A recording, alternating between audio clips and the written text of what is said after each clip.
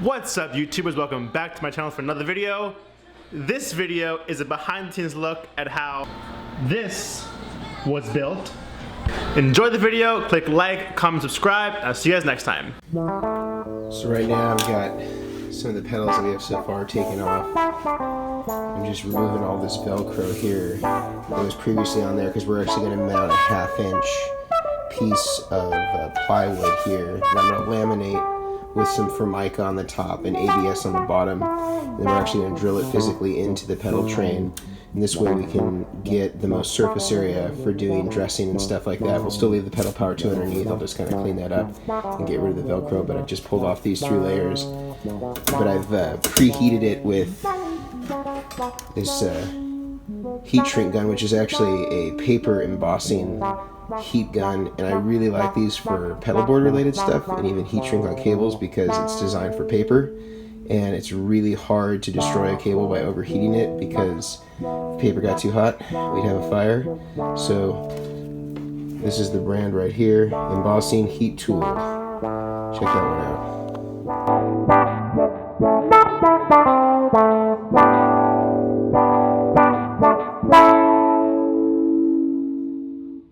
You preheat it, comes off so easy. It all took about 3 minutes, maybe a little less. It all took about 1 minute, maybe a little more. Seems pretty clean. We're gonna hit this with some Goo Gone, get it really clean. Get ready to mount a new surface on this. I'm a perfectionist. I've been wanting to get it off of this Voodoo Lab pedal power 2. I didn't preheat this one, so it actually is taking a little bit more effort to get off. But man, if you preheat it just a little bit and kind of heat up that adhesive, it is so fast to get this stuff off. It took a little longer. That little piece probably took as long as an entire beam strip.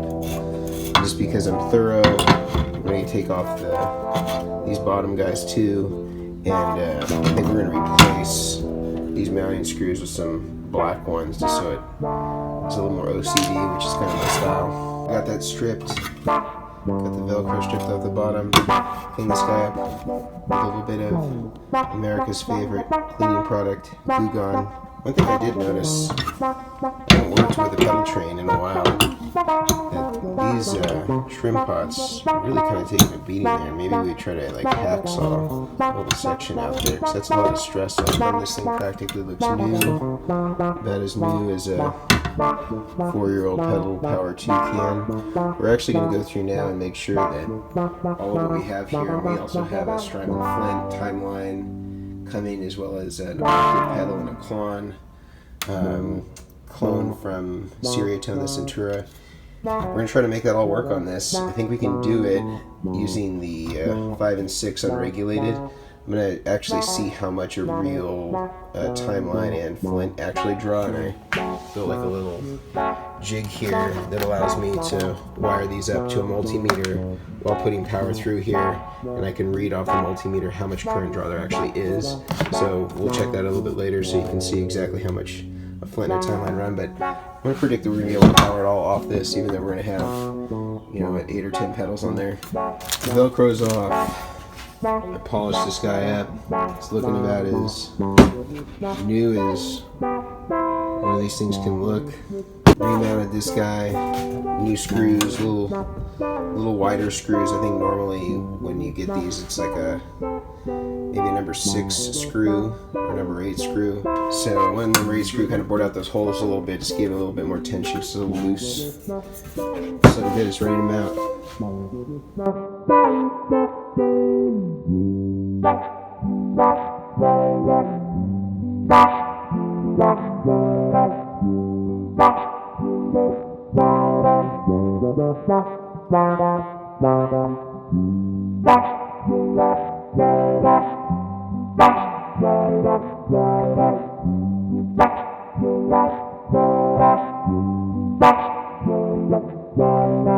finishing up the Dead & Co. rig, John Mayer 2018 rig.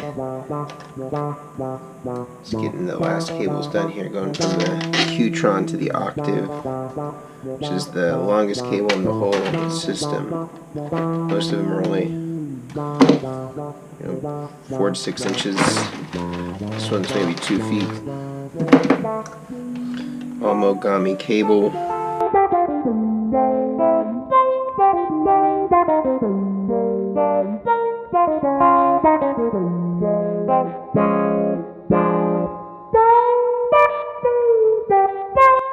So on all these pedals, one thing I should mention is it's important to make sure that if you have any batteries in your pedals that you've removed those. So the reason why that is, in not all cases it's critical, but if you don't put electrical tape over some of the battery leads and it touches part of the circuit, and this it's not so critical because this is enclosed and separate from the rest of the circuit, but there can be a tendency for it to short out against things. So some people forget that. You also just don't want batteries to somehow leak or bleed into the signal at any point. So leaving the battery out is a wise idea. What I'm going to show you is kind of just an overall pedalboard maintenance thing. This is called Deoxit D5, and this is something that should be sprayed in all of your contacts. This could be input and output jacks and DC jacks. This should be something that's used on an ongoing basis on any sort of pedal. And we were noticing here that we were actually having a little bit of issue with the foot switch here, just being a little bit intermittent. And sometimes this can be related to just the switch being a little bit dirty. So this is just a really good generalized way to keep things clean. I've already sprayed all the inputs and outputs of the pedals and all the DC jacks with this. I'm just going to kind of work it into the switch a little bit because we notice sometimes when we hit the switch on a tube screamer, either it wouldn't come on or it wouldn't go off when it was already on. So we're going to see if that helps it with a little bit. Worst case scenario, we need to replace that switch, but hopefully it doesn't come to that. I'm just going to show you on another pedal just as an example of how we might do this. I'm going to use the Blackout FX twosome here as an example. So what I would do is you'd hypothetically have your assembled connector and your power. You would want to do a few sprays on the input, a few sprays on the output.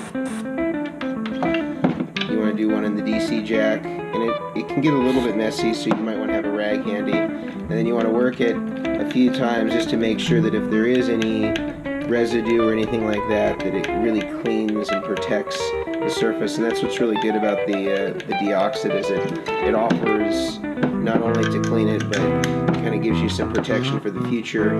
But this is sort of something, if you're using a pedal board to gig with a lot, you would want to use this kind of on at least a quarterly basis and just kind of spray all your contacts and make sure that you work in the contact cleaner on the jacks as best you can, because that will really help relieve any sort of intermittent failures, or like when you kind of move cables around you hear that crackling. A lot of that just has to do with bad contact, and this will help clean that and prevent that from happening on an ongoing basis. So definitely get yourself some Deoxit D5. We'll link that in the description. Alright, so to cover up the dip switches here, I'm just going to take one of our sort of like standard Vertex logos. I've done nothing to the power supply itself. It's just to cover up these dip switches so that we don't in the future have an incident. And if this needed to be removed, it could, the adhesive is not too crazy, it would still be removable, but it would prevent the possibility of anybody accidentally switching the voltage on something.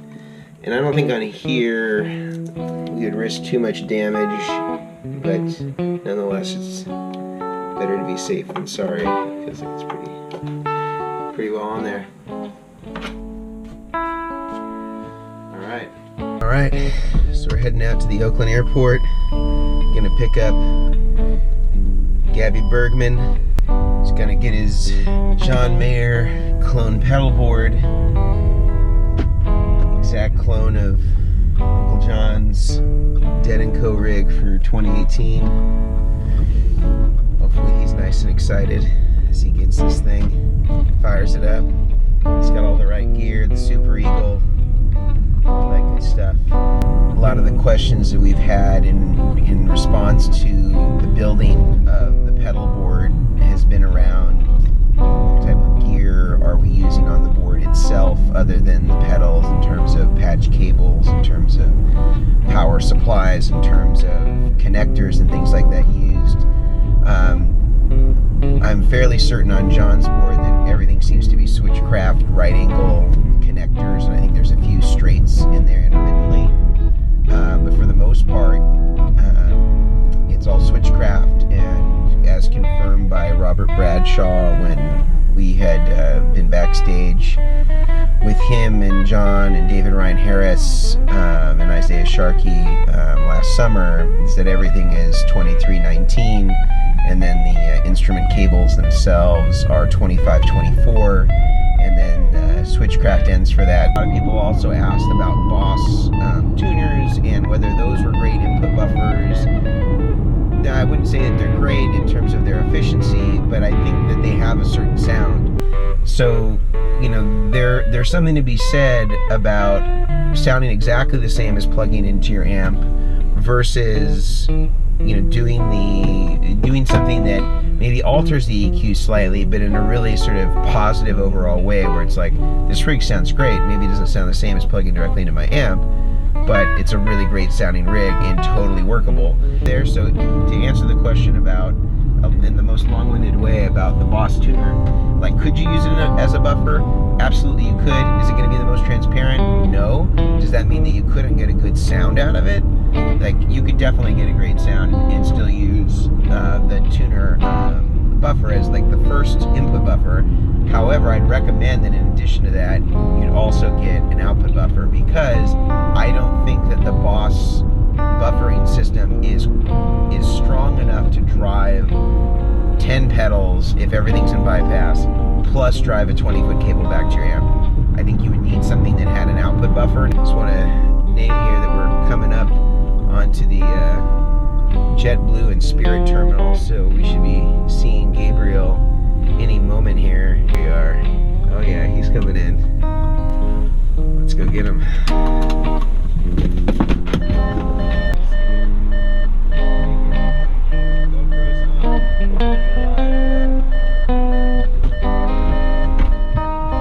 Here he is. What's up? We're in Oakland. Just picking up Gabriel from the airport. We're gonna get him back home. We got the right now I got his rig in the garage, and we're waiting on the Strymon Flint. I'm so excited. Oh yeah, me too. Alright, Zeke, come on.